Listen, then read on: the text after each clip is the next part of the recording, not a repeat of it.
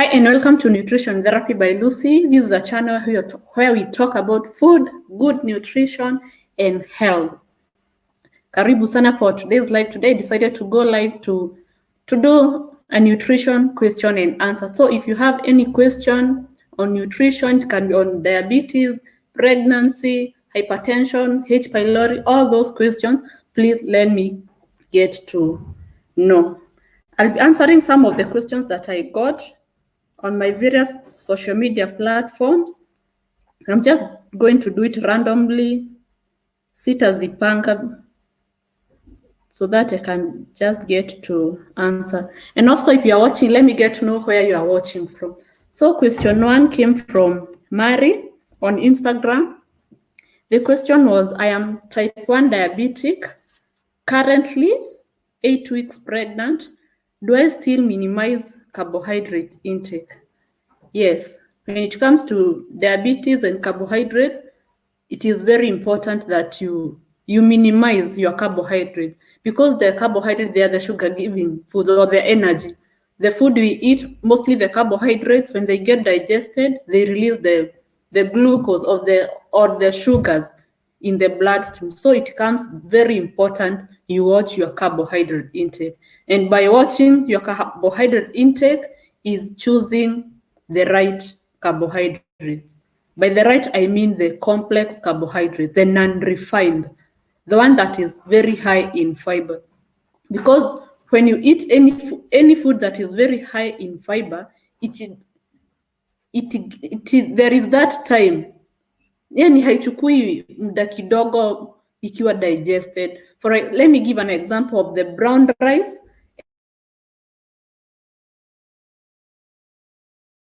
and the white rice.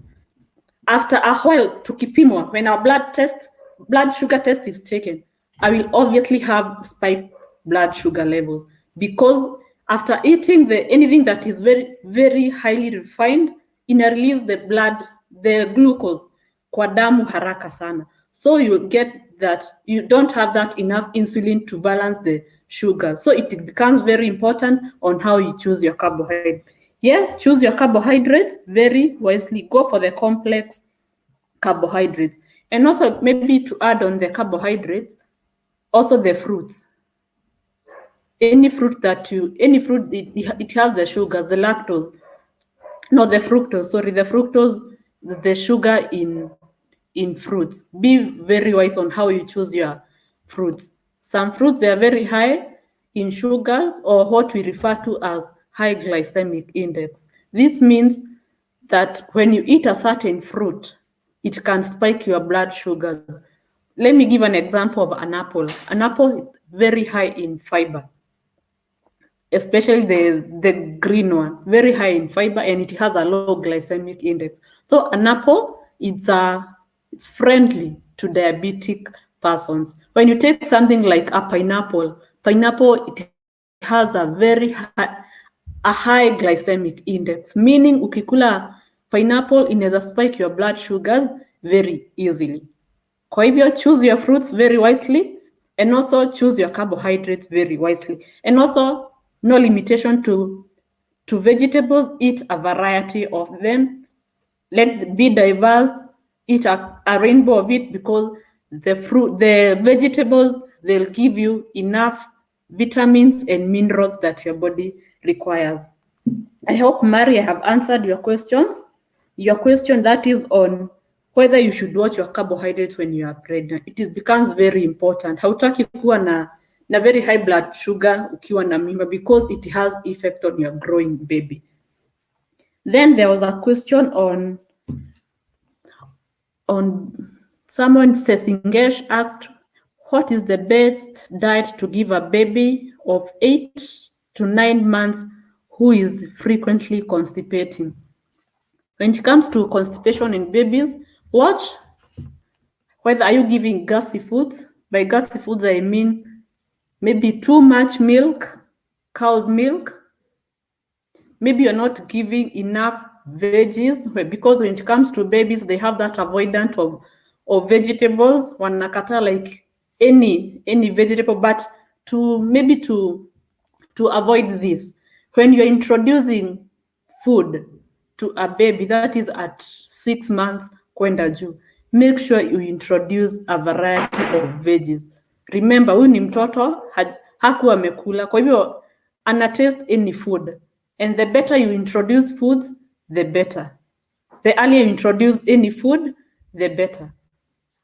When it comes to veggies, don't introduce to, as mothers usually give maybe spinach, terere, only those. Give a variety. Maybe even 10 types of vegetables. By the time anakuja kukataa veggies zingine, maybe the baby will reduce to 5. Kwa hivyo utajipata you have 5 types of vegetables that you can give your baby. And if there is that, kama chakula ya mtoto haina vegetables, it is very easy for a baby to constipate. Kwa hivyo if the baby is 8 months to 9 months, I assume ni mtoto already anakula the baby is feeding from the family pot, hapikiwi chakula yake. Hata kama anapikiwa, make sure it has enough veggies in it, and also maji. Give enough water. I hope I have answered your question. Kwa hivyo it is vegetables and water, and also angalia ile chakula unapea mtoto wako isikue tena ni chakula ngumu. You can make the consistency to be a little bit, isikue ngumu vile. Then maybe to add on that, I can add on maybe some of the criteria that you should consider when introducing food to your baby. That is just to add on, mwenye alikuwa ameulizia from 8 months to 9 months, but what about from 6 months? Yes, mtoto amenyonya exclusively for the first 6 months of life, which is very important because exclusive breastfeeding, it comes with its own benefits. Amenyonya hiyo miezi yote 6, now it's the time to introduce the solid foods. What are some of the criteria that should guide you? First, we call it the AFAS criteria. By AFAS, I mean the food should be affordable. Usitafutie mtoto chakula over the moon, chakula yenye useme that type of food ukiipata leo, useme uko maybe ka town na hiyo chakula you can't find it locally, unaweza ipata maybe very far from your place. Let the food be accessible, and also let it be affordable. Usijiekelee budget kubwa since ati mtoto sababu ameanza kukula. Let the baby's food be affordable, let it be accessible, and also let it be safe. Once you start to introduce the foods, mtoto anakuwa ako prone to infections, vitu kama diarrhea, all those they become very common. Kwa hivyo when you introducing food, let it safe. By safe, I mean hata vyombo zenye mtoto anatumia kukula, make sure you clean them thoroughly. If you can't maybe trust your nanny or whoever takes care of your baby, make sure you clean them yourself. Osha vyombo za mtoto vizuri. Kama kuna wenye wanaosha, pia unaweza chemshia maji, or how you can be able to disinfect them, make sure you disinfect them. And also kuosha, for example, let's say you are cooking. Let me give an example of a common food. Kitu kama matoke, make sure you clean them. Vitu kama potatoes, make sure you clean them very thoroughly. Then the food should be sustainable and also feasible. By feasible, it is the ease of preparation. Isikuwe ni kitu inatake hours, jui iko na recipes, jui inakaa aje. Let the recipe be simple and ease of preparation. I think those are some of the criteria that one should consider when you start introducing the foods to a 6-month-old baby. And also, the food should be very high in iron.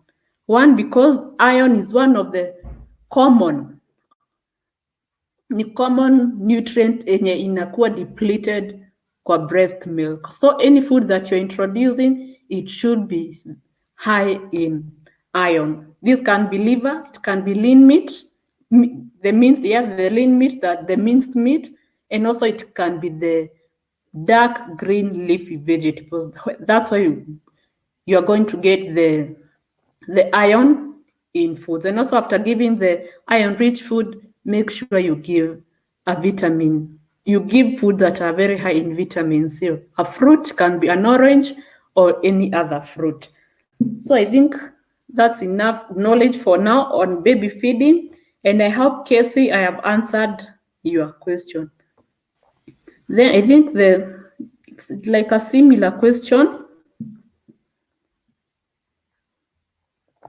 Karen Morana asked, at what age should a baby start complementary feeding? Is it exactly 6 months or at 7 months? It's usually 6 months of exclusive breastfeeding. By exclusive, I mean hata mtoto haumpatii maji. I think I need to tackle that because sometimes maybe watu hufikiria by exclusive tunamaanisha mtoto asipewe chakula lakini anaweza pewa maji, but that's a big no. Exclusive breastfeeding means breast milk only. Anything else mtoto anaweza pewa, it's only medication and not over the counter medication, but medication yenye mtoto ameandikiwa na daktari. Kwa hivyo exclusive breastfeeding, no water, sababu already the breast milk iko na maji, it has its own water.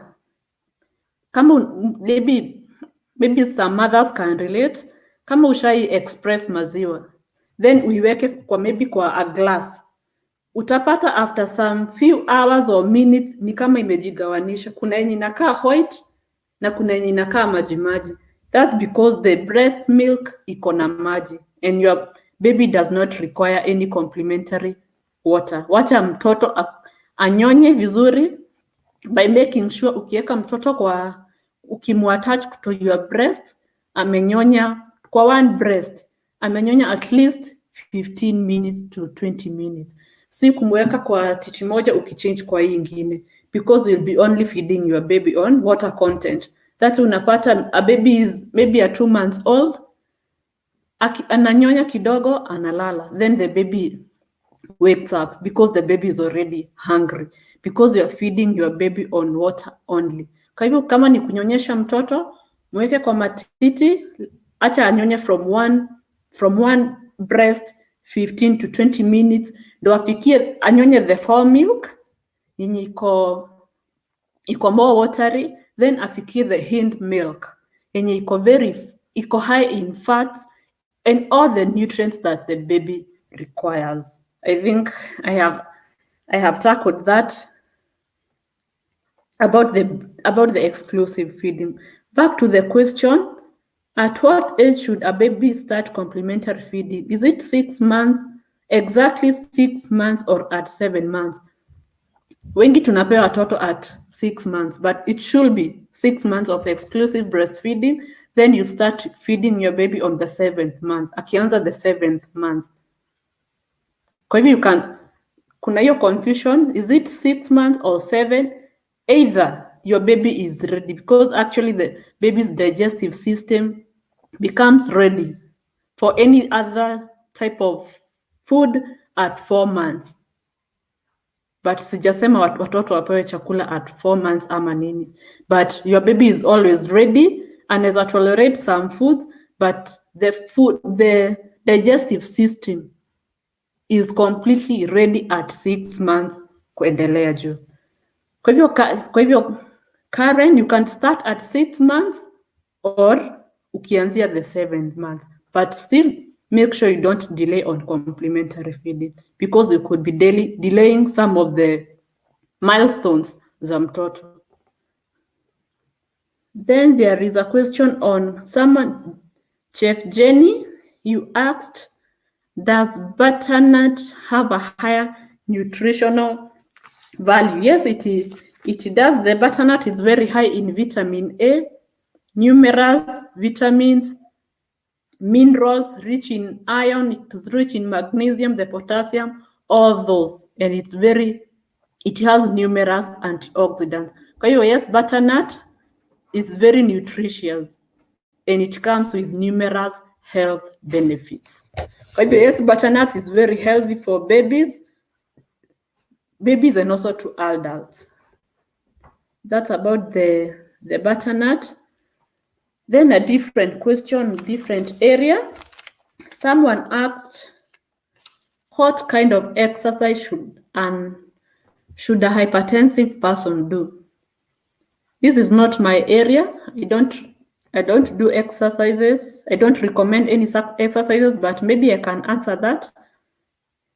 Maybe simple exercise, you can do brisk walking, maybe rope skipping, you can do swimming, but it's always best you consult a cardiologist, mtu mwenye anaelewa vizuri your heart and maybe how your blood pressure, venye blood pressure yako iko, because different exercises itakuwa na different effect. Ikikuja ni mambo na blood pressure ya mtu, so siwezi sema ati maybe rope skipping it can work for everybody, ina depend na the blood pressure. Then there is a question on H. pylori. Karen Morana, you asked, what is the best diet for H. pylori patient? Maybe maybe let's get to understand what is H. pylori. H. pylori is a bacteria that grows in the digestive tract, and mostly it attacks the stomach lining. It attacks the stomach mucosa lining. Make thin. Make it more thin. So you find yourself that whether anytime that you are hungry or anytime you eat food, when the digestive juices they are released, zinafikia the stomach lining very easily, and that's why unapata kuna that burning sensation, kunaweza pata the heartburn, the abdominal pains, all those. Kwa hivyo H. pylori is a bacteria and ina affect the stomach lining. Kama ni mucosa lining, kwa the stomach kuna that mucosa lining ina protect, like ina prevent the corrosion. Your stomach lining isikuwe corroded, but with H. pylori ina make sure that ina make that lining very thin. That's how the H. pylori bacteria does, and it's very responsible for majority of the stomach ulcers. It can cause the peptic ulcers disease, the PUD, and also it can cause the gastritis. Diet is very individualized. So it is similar, like this is the diet for H. pylori, like the H. pylori diet. The diet is very individualized. Sababu utapata kuna mtu mwenye anakula the beans. Let me give an example of beans, but nothing happens. Hakuna hiyo burning sensation, hakuna abdominal pains, hakuna bloating, hakuna all those. But when another person eats the same beans, anakuwa na those symptoms. And also unapata mtu mwingine akikula the kales, the sukuma wiki, yeye anasema anachomwa, but it is different for everybody. But there are some of the common foods that one maybe should consider kuzipunguza. Vitu kama the spicy foods, spices. By spices, not the natural ones, but mostly the grounded. The spicy foods zenye ziko na that burning sensation, vitu kama alcohol, vitu kama the smoking, ina worsen an ulcer in the stomach, making it very hard for that ulcer to heal. Kwa hivyo the spicy foods, something to consider kuacha. Vitu kama alcohol, if you can't stop completely, you can do in moderation, but when it comes to maybe ugonjwa, you don't go for moderation, you stop it completely. Then you should consider even quitting smoking. Then gassy foods, vitu kama the lentils, vitu kama the beans. For the beans, you can do the yellow beans. Yellow beans, they are non-acidic and also hazina gas. Then high fatty foods, easy food, mafuta, vitu kama chipo, hizo the fries, also they have that irritation. Once you eat them, unapata kuna that burning sensation. Kwa hivyo vitu kama high fatty foods, if you should consider minimizing or doing away with them completely. Then incorporating probiotic containing foods. Probiotic they are foods that they help to grow healthy bacteria in our digestive tract. Kitu kama the yogurt, the natural yogurt, kama ushaisoma the high live cultures. And those live cultures, they help to increase the number of healthy bacteria in our digestive tract. Kwa hivyo incorporate probiotic once in a while. Unaweza kuwa unakunywa the natural yogurt. Natural, the sugar free, don't go for the hizi zingine zenye ziko na added sugars na flavors. Go for the natural yogurt. Then one thing that is very common kwa mtu ako na ulcer ama the gastritis, you find that ile time umejipata maybe hiyo kunasema ni kuchomwa, mostly watu wanakimbilia maziwa na unasema immediately after I drank milk ilitulia. But yes, imetulia, but ile time the burning sensation you realize it can be twice the way it was before you took milk. This is the reason. Milk, once you take it, ikienda your digestion process, all that, it produces the lactic acid. Now you can imagine the lactic acid yenye imekuwa produced and already the digestive juice in the stomach. Kwa hivyo like when they combine, they make it even worse. Kwa hivyo if you feel that burning sensation, it could be because uko na njaa. Instead of going to maybe to take something like milk, eat food. Then maybe milk, you can do it later. Then avoid the sodas. All those, they irritate your stomach lining. So acidic foods, beverages, those are the sodas, citric fruits, these are the lemon, bitter oranges. Kuna the sweet oranges, you can go for the sweet oranges, but try to avoid the bitter ones. That's all I can say. Like it is generalized diet about H. pylori, but it's very individual. Like when you come to me for consultation, ukiniambia the symptoms that you have, that's how I can be able maybe to develop a diet for you, because it's very different for different persons. I think who had asked this question is Karen Morana. I hope I have answered your question. Then someone on weight management. Let's go now on weight management. Someone asked, Ceci, you asked how to deal with baby fat. I think baby fat, first, it's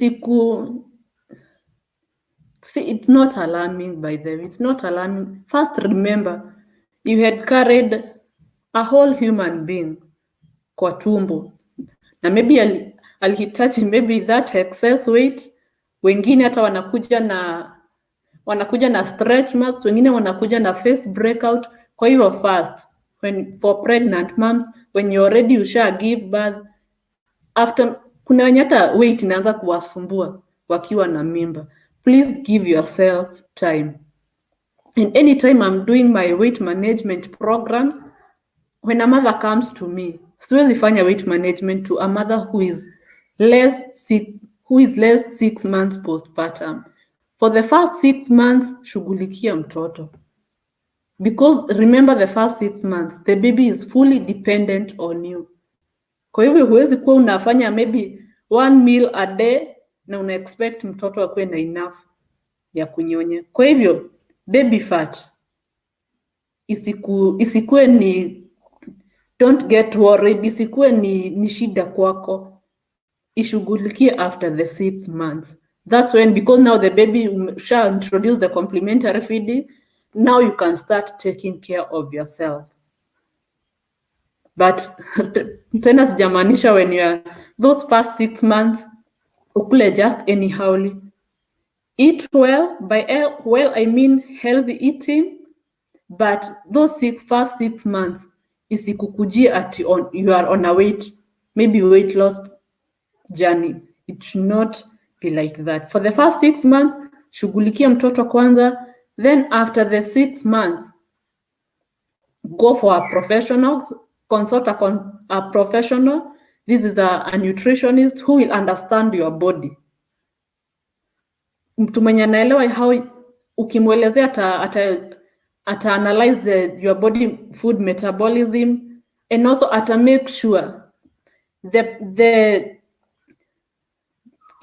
ile program atakuweka, it's tailored for you, it is customized for you, and the nutritionist will make sure that your body is not deficient of any nutrient.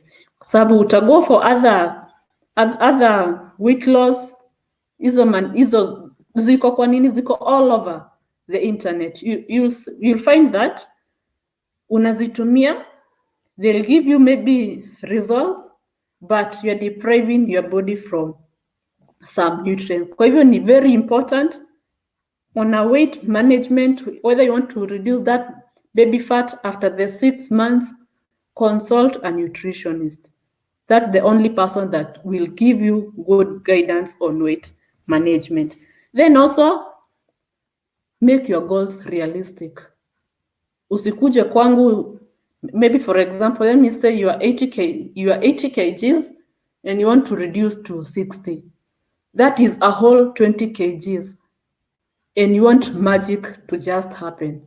Because I have consulted a nutritionist, I should shed the 20 kgs in 1 week. Remember, you didn't add that weight in 1 week.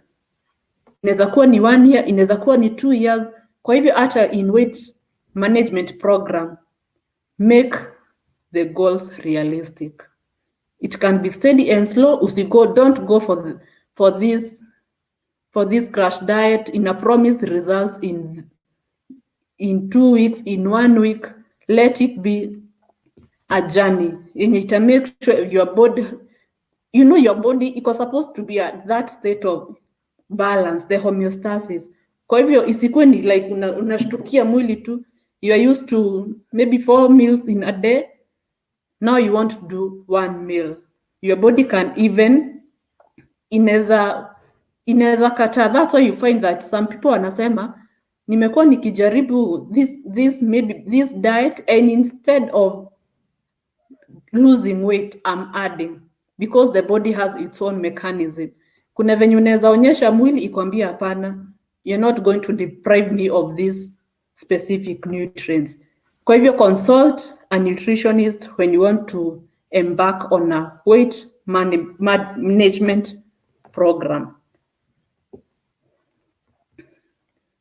For Ceci, if it's dealing with baby fat, please, I want to believe it's after 6 months. After the 6 months, yes, you can deal with it. And this is embarking on a healthy diet, watching your carbohydrates, your portioning, your size, exercise. You must incorporate the two, the diet and exercise. Then there was a similar question from Wanji. I lose 6 kilos, then add it back again. I'm just tired, I want to lose. I have hypertension, so I need to cut weight.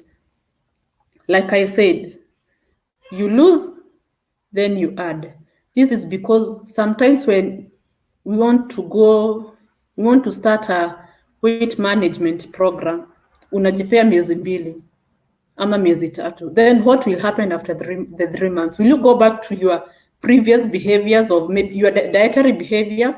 That's why unapata the first 2 months, 3 months, because you had somebody who was guiding you, it was very possible for you to shed all those kgs.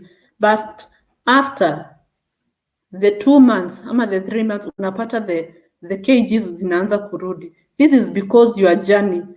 I always say weight management, usipe 2 months ama 3 months. Let it be your lifestyle. Because in weight management, it's all about healthy eating guidelines. Make them your lifetime. And that way utajipata, it will never be a struggle for you. Because ni kitu hujajiwekea ati I'll eat healthy for the first 6 months. Then after that, maybe after nime lose kg, because there is that excitement. Wow, I have lost maybe 10 kgs in 5 months. Then unajipata after the 5 months unatosheka. Unasahau the healthy eating guidelines. The kgs, the kilos will surely come back. Kwa hivyo kama ni weight management, whether you are losing kgs or gaining, wacha ikuwe ni lifetime. Ama usiipe span ya 2 months. Kama ni healthy eating, it should be your life. It should be your lifestyle. Kwa hivyo the Wanji, gaining and losing, angalia how you are doing it. Whether you are still following the guidelines, ama to some point unazisahau, then you go back to your previous eating habits. Hiyo ndio tu the only thing yenye inaweza leta the kgs coming back. Then Matere Muchina, you had asked, inaenda aje? Maybe the weight, maybe I want to believe it is the weight management. In weight management, it's all about you being guided by a nutritionist, a professional who understands your body, and the nutritionist will give you the guidelines customized for you. That's how it goes. That's how the weight management goes. Then Karen Monara, you had asked, is avocado good for weight management?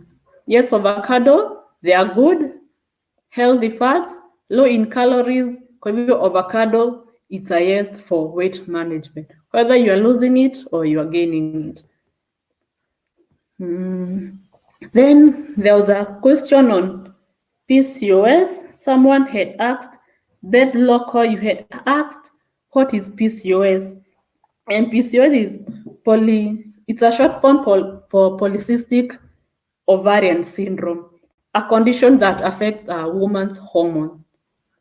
Inakuwa characterized by irregular menses, abnormal, it can be heavy bleeding, no menses at all, excessive hair growth, acne, all those. But it requires medical diagnosis. Huwezi kaa hivyo tu useme I have PCOS. It has to be diagnosed by a professional. It can be a gynae or a medical specialist. And the role of nutrition in PCOS is to reverse or to help relieve some of the symptoms. So you find that most of the PCOS persons, majority, they are obese, overweight, diabetes because of the insulin sensitivity. However, the role of nutrition is to manage, in cases of obesity and overweight, it is to manage the weight. And in cases of insulin sensitivity, it is to manage, to reduce the occurrence or the chances of developing diabetes. Well, that's how PCOS, and that is the link between PCOS and nutrition. Then there was a question on pregnancy. Someone had asked about pregnancy, and someone had asked what types of food should a pregnant mother eat in the first trimester. The first trimester, these are the first 3 months of pregnancy, which are very critical. Actually, it's called the critical period of development in pregnancy. One, because the body structures, the body organs of a baby are developing. This is also the time that a woman's body undergoes major changes. Kuna hizo hormonal changes, like mwili ina adapt. There is something new developing. Kwa hivyo, even a woman's body, it's undergoing major changes. So anything you eat, the type of food you eat, becomes the major baby's nourishment. Kwa ile chakula yote unakula, remember, it is the baby's main source of nourishment. Kwa hivyo, it should be very nutritious and healthy. Then there are some important nutrients that one should consider in the first trimester. First, the folate or vitamin B9. Because remember, in the first month, or let me say the first 28 weeks of pregnancy, it is the time that some of the neurotube defects occurs. An example of a neurotube defect, kitu kama the spina bifida, yenye unasikianga like mtoto, let me say it in a layman's language, like mtoto ako na kashimo na hapa nyuma, the spine like haikufunga. That's because one of the causes is folate or vitamin B9 deficiency. Kwa hivyo it becomes very important once realize uko pregnant. And remember, like most of these neurotube defects zina happen the first 28 days of pregnancy. In 1 month.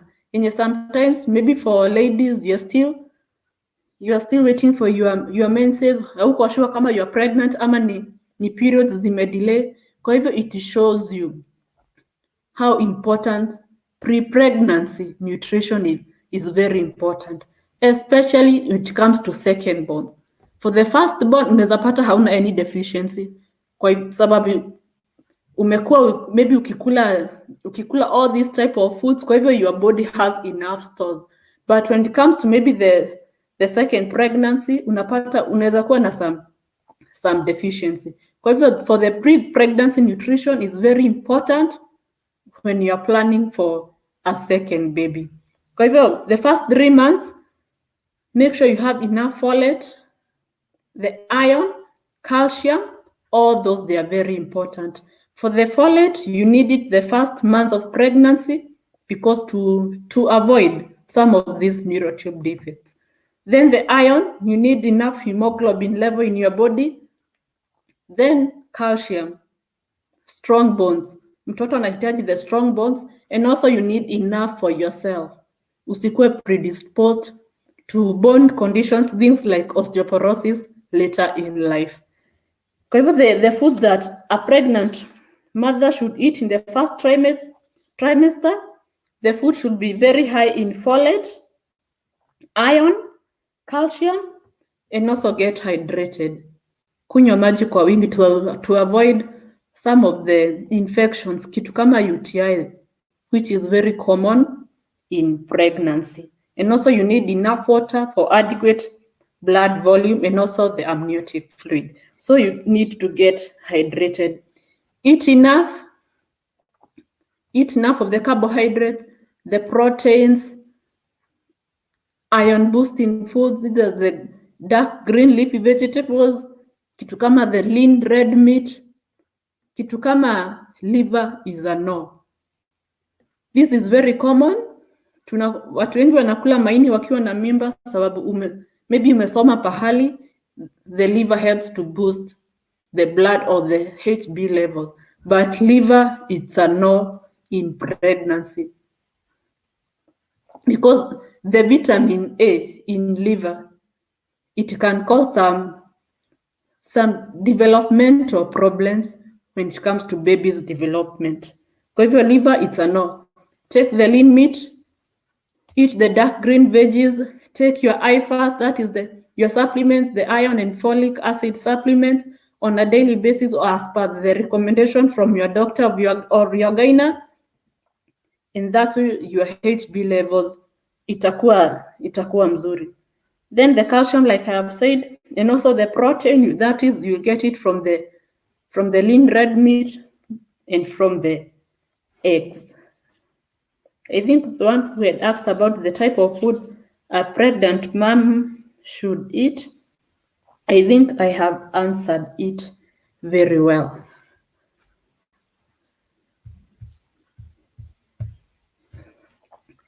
I don't know whether I should end this live now. If there is no any other question, let me just check kama kuna maswali ingine yoyote.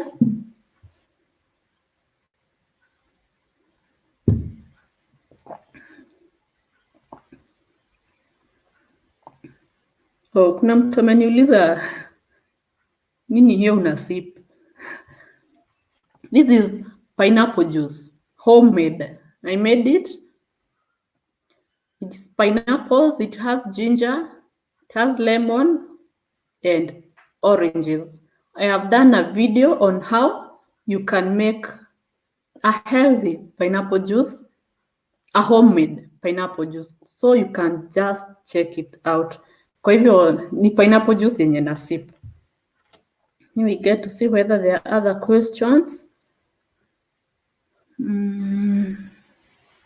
Oh, there is Wanjiko on Instagram. Umeniuliza, does apple cider vinegar help in reducing weight? I won't say it. Yes, it helps. It helps in reducing weight. One, because apple cider, it accelerates metabolism. And when you have a faster metabolism, you're not going to store excess fats. Kwa hivyo apple cider ina help to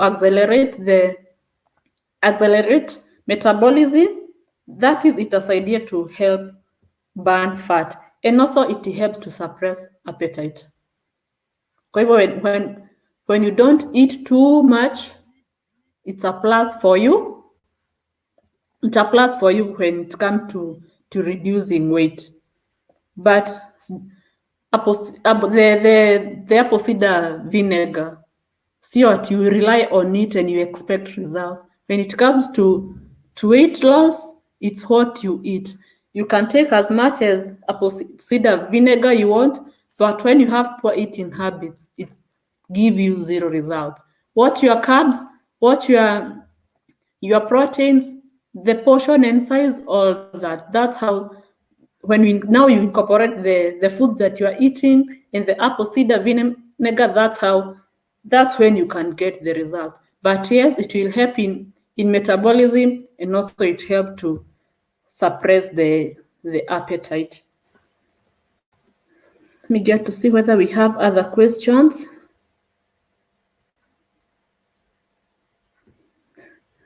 Someone, Dagi, you can see, why do most firstborns appear small and tiny compared to secondborns? Wow. Then we have Mary Aya. While pregnant, what can I take to manage my weight? Just eat healthy. And like I said, when you are pregnant, when you are expecting, weight, it should never be a concern for you. Not unless you are not. Actually, when you're not adding weight, that's when you should be worried. Kwa hivyo, to manage, not unless you are diabetic, or maybe you are obese, overweight prior to pregnancy. But kama tu ulikuwa sawa na umeona umepata mimba, umeanza ku-add weight, usikue worried. This is a human being mwenye umebeba. Kwa hivyo it should never be, isikue that's a big deal uko na mimba and like weight imeanza kuongezeka. It's very normal, and after giving birth, actually unajipata tu umeshed some kgs, because I remember when I was expectant, I added 23 kgs. But immediately after the 6 weeks, mtu anakaa nyumbani, the first 6 weeks, when I was going back for the vaccination, I had already lost 11 kgs. Ukijifungua tu vizuri, unyonyeshe mtoto vizuri. Actually, when you breastfeed, inasaidia to lose that pregnancy weight. Kwa hivyo, it should not worry you, Mary.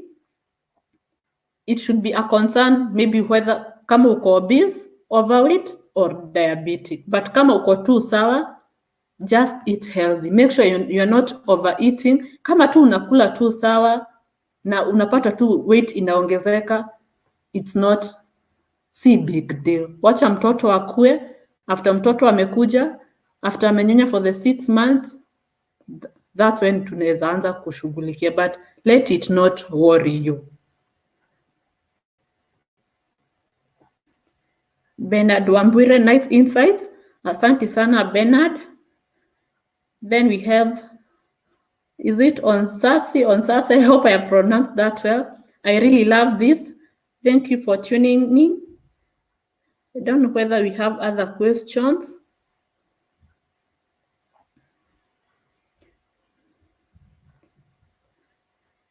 Don't think we have.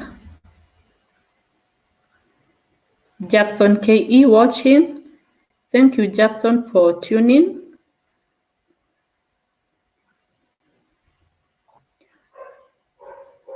I think that's all for now. It was a nutrition question and answer session or live. I hope to be doing more of this. So anytime you have a question, you can, if you have my number, unaweza tuma the question on my social media platforms.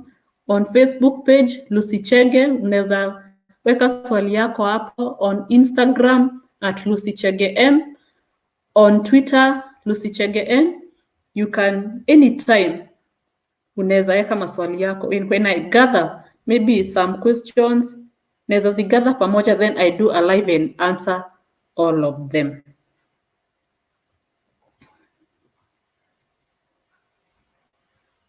I think that's all. Don't forget to subscribe to this channel, Nutrition Therapy by Lucy, for more nutrition tips, more of these live sessions, nutrition education, nutrition tips. Check out for the previous videos that I have done. There's a lot to learn. You can always share, give this video a like, comment. Let me get to know what you think about this video. And also, ukaja kuwa na swali, you can put it on the comment section, then I will respond to it. Maybe my next live or maybe on my next video, I can always respond to your questions. I think it's I think I'll end it there, and good night from my side. Asante sana for tuning in. God bless you.